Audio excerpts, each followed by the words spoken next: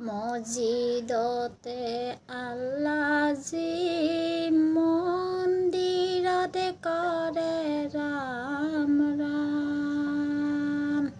হিন্দু কি মুছলমান একে আল্লাহ সমান মোৰ একে আল্লাহৰ সমান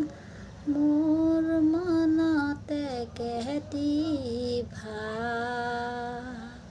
মছজিদতে আল্লাহজি খুদাজি মন্দিৰতে কৰে ৰাম ৰাম জৈন আৰু খ্ৰীষ্টিয়ান হিন্দু কি মুছলমান একে